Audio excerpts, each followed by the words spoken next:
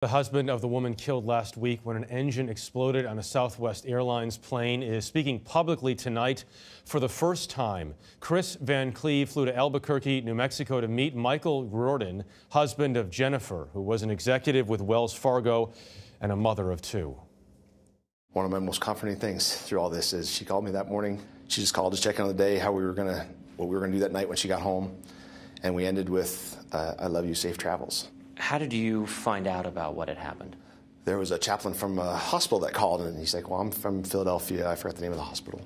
And I said, well, my wife was flying to Chicago today, so you must be looking for somebody else.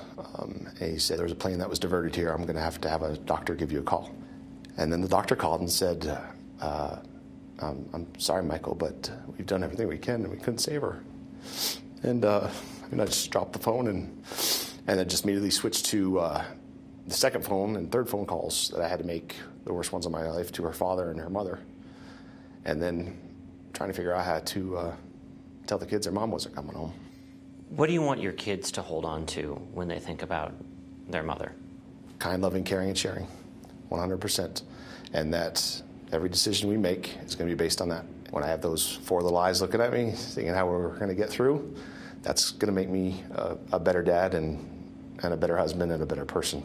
Do you see her as your guardian angel now? Absolutely. She was before. She's been there since that day when we were teenagers, and I just didn't know it, and now I do. If you could talk to her today, what would you tell her? I love you. I have no idea how I can do this without her, but because of her, I know I can. It's a love affair that will never end, and it won't, because no one can take her from my heart, and no one can take her from our family.